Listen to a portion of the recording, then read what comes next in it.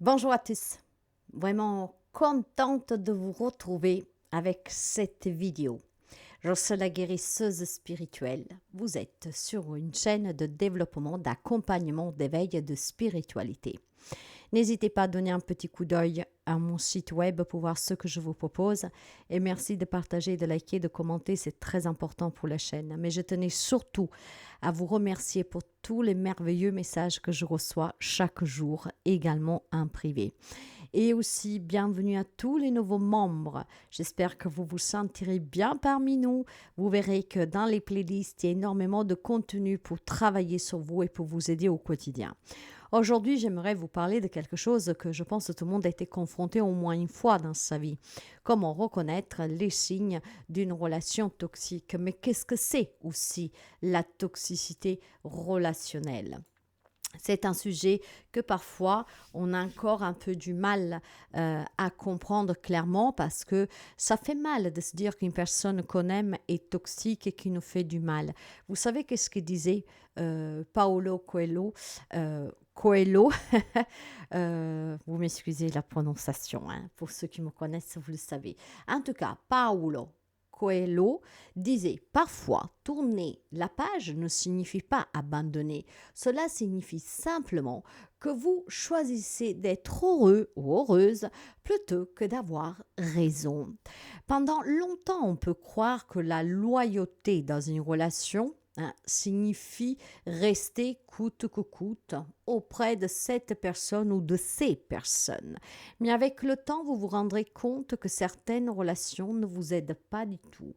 Bien au contraire, ce sont des relations qui vous usent. Hein, vraiment, hein, et quand on dit user, c'est vraiment le terme. Hein. À force, vous allez ressembler plus à rien, vous êtes terni, troué, hein, d'accord.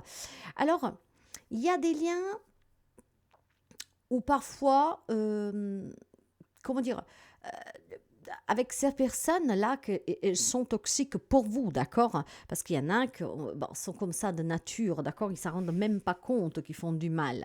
Mais ces personnes que ne sont pas bonnes pour vous, disons que je pense que vous avez déjà vécu le fait de avoir des sourires forcés, faire semblant, d'accord?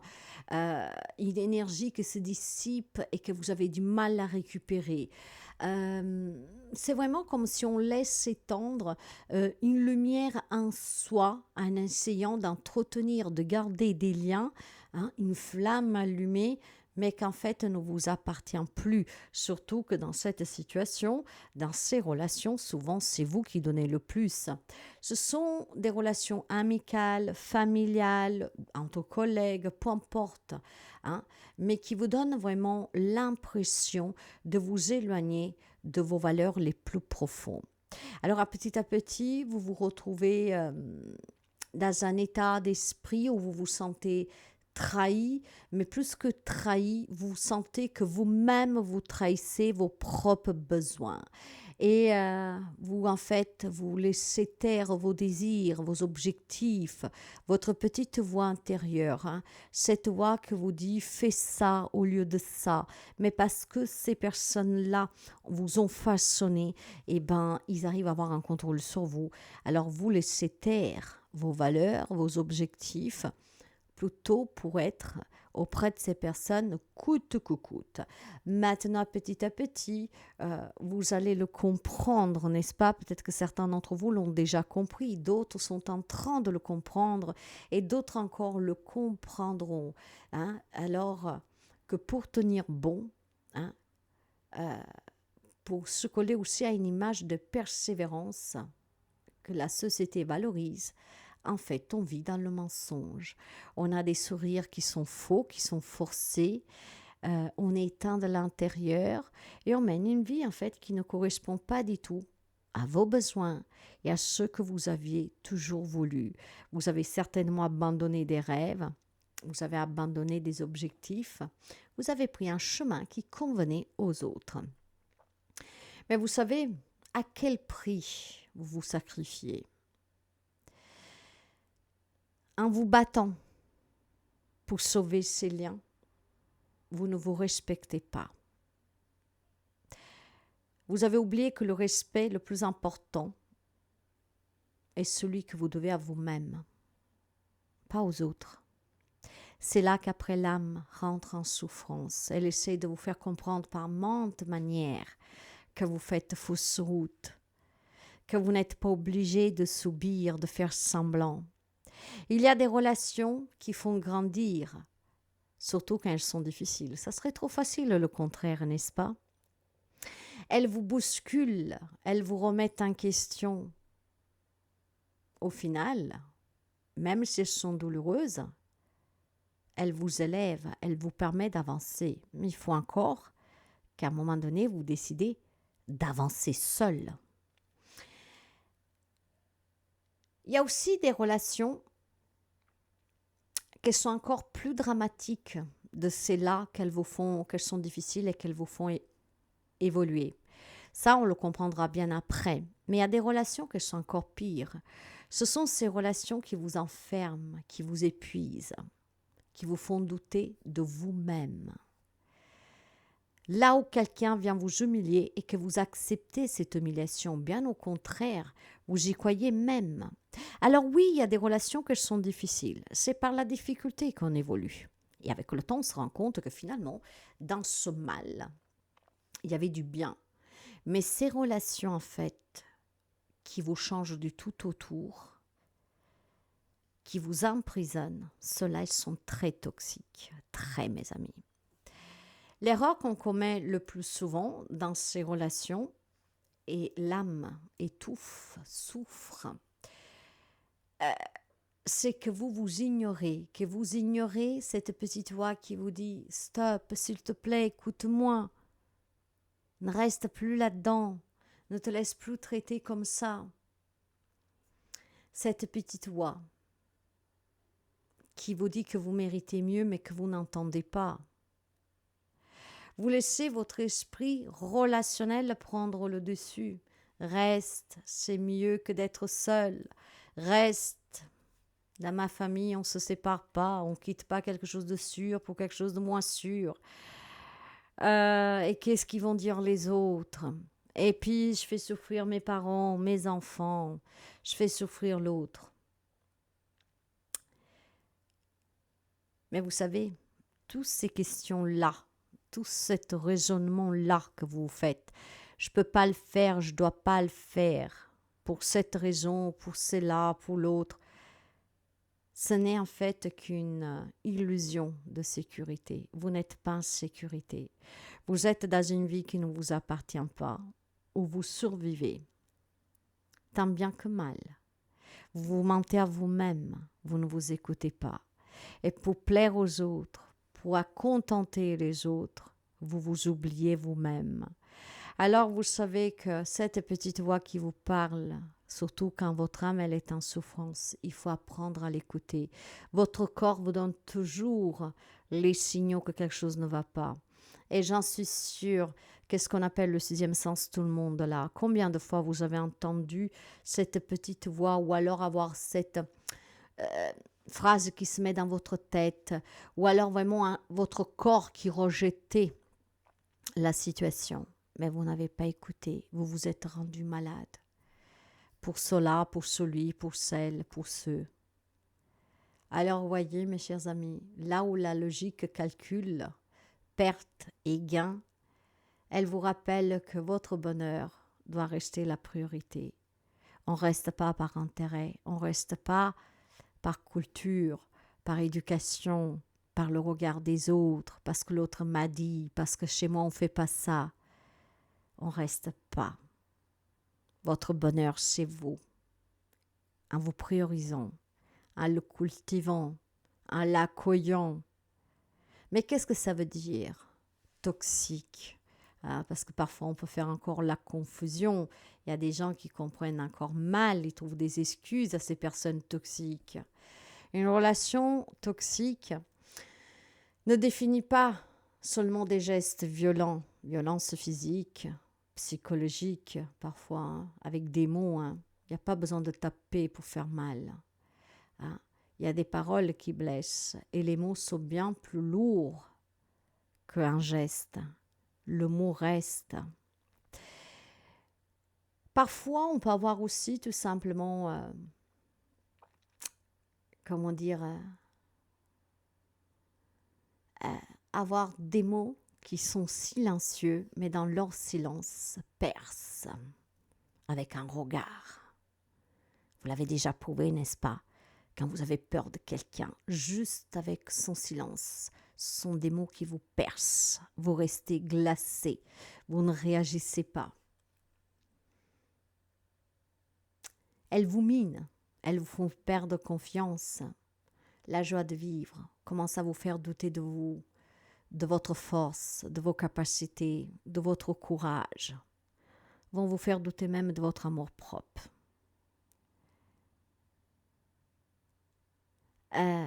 Les relations toxiques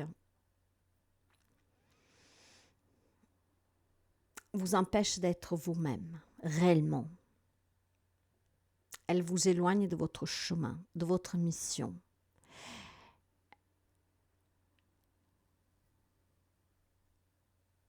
Et à un moment donné, il va falloir prendre conscience que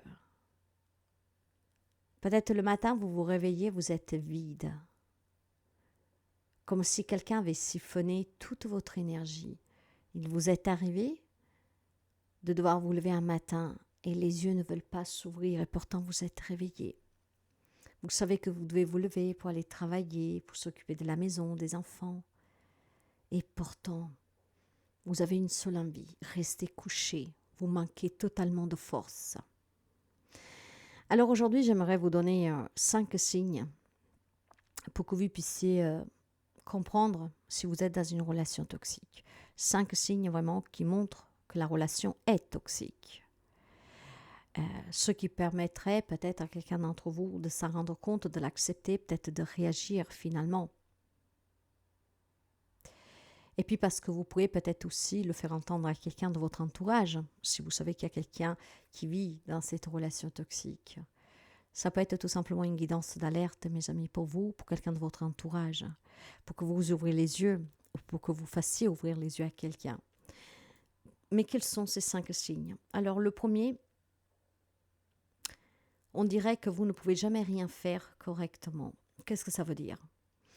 Que dans une relation toxique, l'autre personne, la personne en face de vous, a tendance à vous rabaisser, à vous humilier, constamment.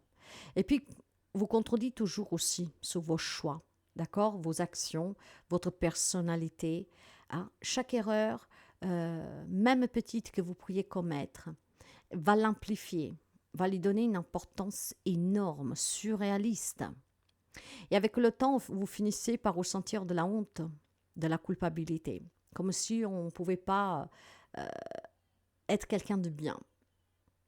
Donc s'il y a des personnes qui vous font sentir comme ça, vous avez déjà un premier signe d'alerte. Vous n'êtes en fait pas accepté. Hein? Quand vous vous conformez à ces personnes, vous n'êtes pas réellement accepté. Hein? En fait, vous allez au détriment de vous-même. Ces personnes ne vous acceptent pas, ils vous utilisent. Et au détriment de vous-même, mes amis, de votre authenticité. Donc cette dynamique vous empêche de vous épanouir. Elle peut aussi affecter votre confiance en vous à long terme. Quant au signe numéro 2, tout tourne autour d'eux, pas de vous. Jamais autour de vous, n'est-ce pas? Vos émotions, vos besoins, vos opinions, vos désirs, vos rêves, vos souhaits sont totalement ignorés. Dans ces relations toxiques, la relation devient unilatérale, ce qui veut dire que l'autre s'impose toujours. C'est toujours lui qui a raison, c'est toujours plus important que ce que veut faire lui, ses rêves, ses désirs. En fait, vous passez en deuxième plan. Je dirais même pas deuxième plan, vous êtes la dernière roue de la charrue. Hein, voyez, hein. Alors, on vous impose leur point de vue et ils s'assurent que vous vous sentez en faute si vous ne suivez pas leur logique. Il faut vraiment que vous alliez dans leur sens. Sinon, ils vont tout faire pour que vous allez dans leur sens. Même les discussions les plus simples peuvent prendre une tournure conflictuelle avec ces gens. Car ils vont chercher toujours à avoir raison et à dominer. Et donc, vous finissez pour vous sentir invisible. Et c'est dévalorisant. Et vous-même, vous dévalorisez.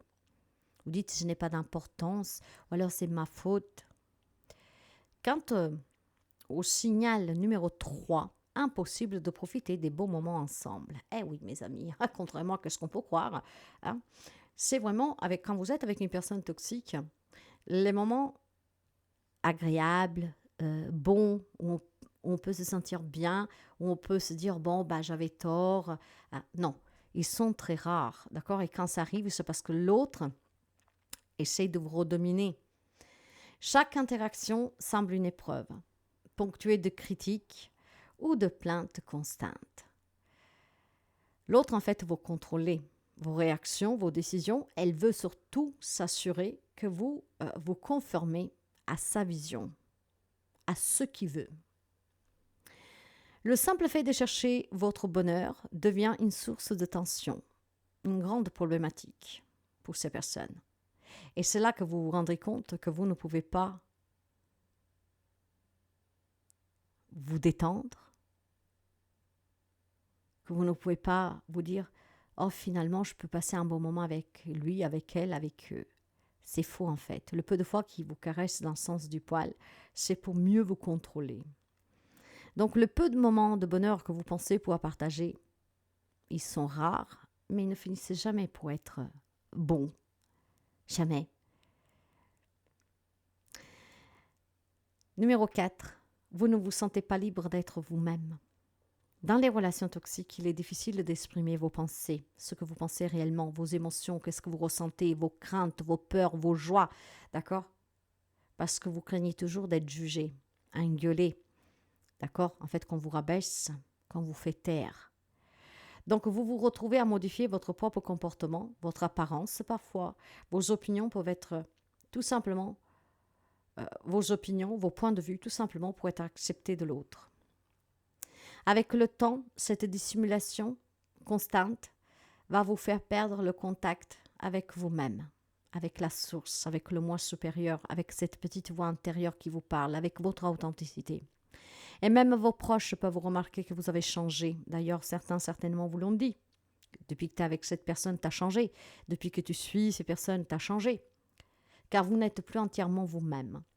Et on finit avec le numéro 5, la croissance personnelle est freinée. Et oui, on va vous empêcher d'évoluer, d'atteindre vos objectifs, hein, d'avoir des compliments.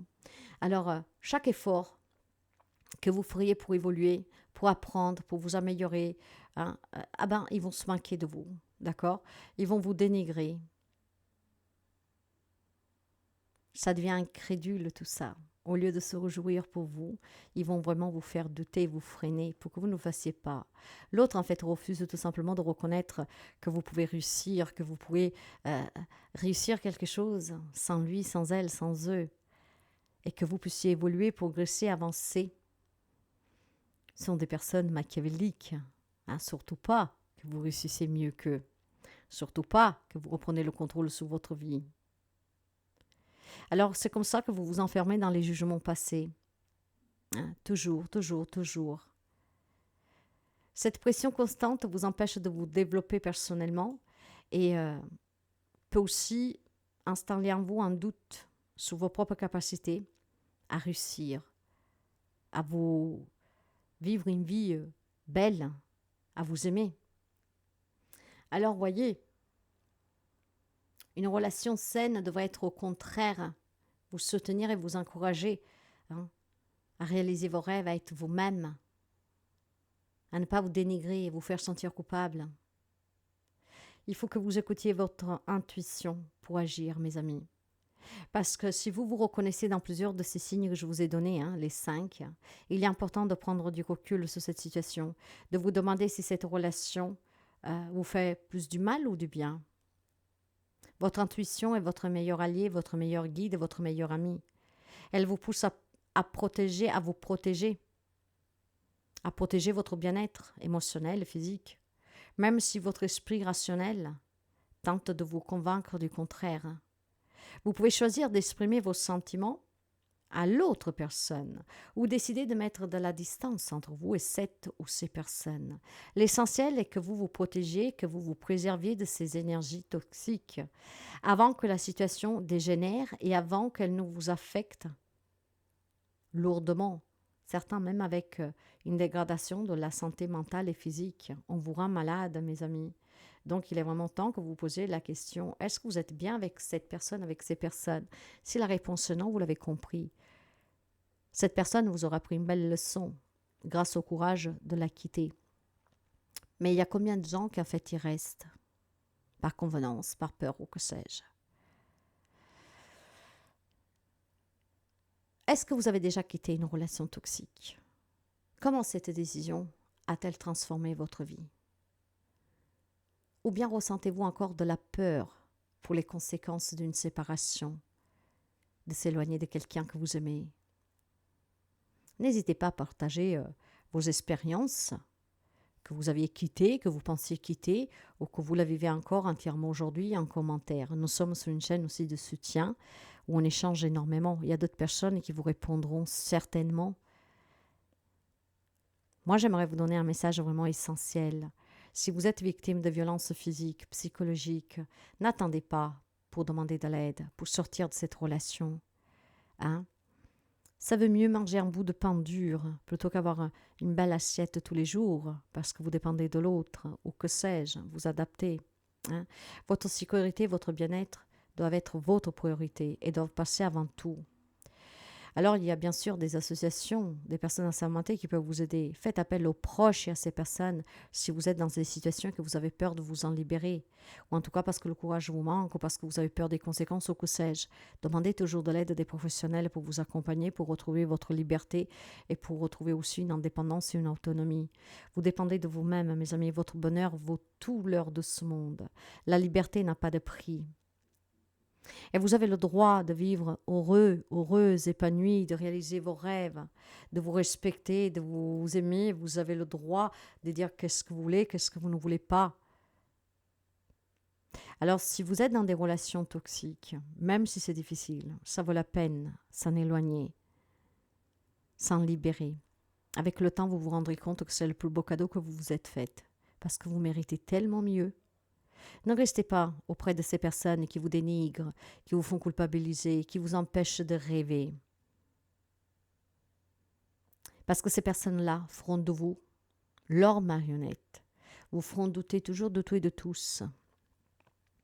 Créeront dans votre esprit un grand conflit. Vous ne croirez plus à rien. Vous ne saurez même plus qui vous êtes. Vous perdez votre identité. Libérez-vous toujours de ces relations, qu'elles soient familiales, amicales, sentimentales, quel que soit le lien qui vous lie à ces personnes. Vous êtes un être de lumière, vous êtes un enfant de Dieu. Ne vous emprisonnez pas. Personne ne vous demande de rester dans des situations douloureuses, où on vous dénigre, où on vous fait du mal, où on vous humilie, on vous rabaisse, où on vous fait douter de vos capacités de réussir. Soyez toujours libres, mes amis. Encore une fois, la liberté n'a pas de prix. Et le bonheur dépend de vous. Là où vous êtes malheureux, malheureuse, partez. Vous êtes maître de votre destin. Alors changez-le.